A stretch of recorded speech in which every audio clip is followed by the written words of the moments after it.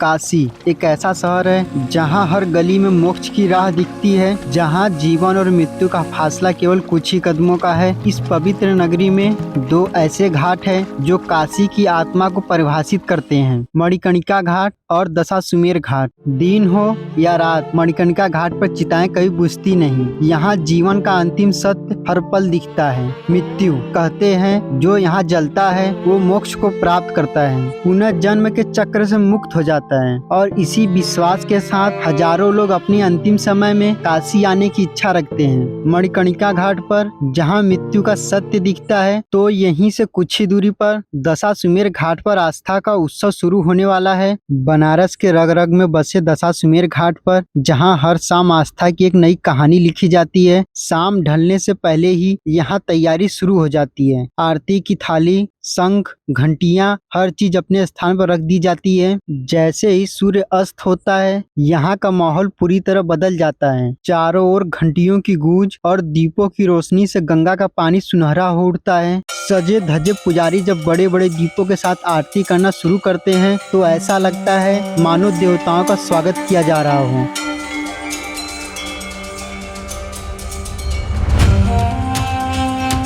हवा में उठते हुए धूप और चंदन की खुशबू, मंत्रों का उच्चारण और आरती के लयबद्ध स्वर हर भक्त को भक्ति में डुबो देते हैं।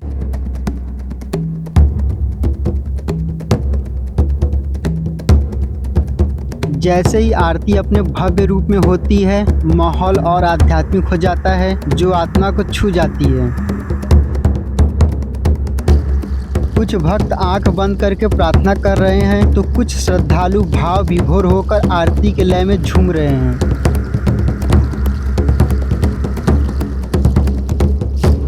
गंगा आरती का नजारा ऐसा लगता है मानो पूरी काशी नगरी इस समय माँ गंगा की आराधना में डूब गई हो। आरती समाप्त हो चुका है, लेकिन इसकी गूंज अभी भी गंगा की लहरों में बाकी है। लोग लौट रहे हैं, पर साथ में ले जा रहे हैं एक अनुभव जो शायद शब्दों में नहीं कहा जा सकता, बस महसूस किया जा सकता है। एक शाम बनारस की, जहाँ हर दिन अंत होता है, पर भक्ति की लौ कभी बुझती नहीं। यही है काशी की सच्चाई, जहाँ एक तरफ मृत्यु की शाश्वतता, तो दूसरी ओर भक्ति का उल्लास। एक तरफ मणिकर्णिका घाट पर जलती चिताएं, तो दूसरी ओर दशाश्वमेध घाट की दिव्य गंगा आरती। दोनों ही इस नगरी के दो रूप हैं, एक जीवन का अंतिम सत्य और दूसरा आस्था का सबसे पवित्र रूप। यहाँ आकर हर कोई यही समझता है कि जीवन और मृत्यु दोनों एक ही यात्रा का हिस्सा है।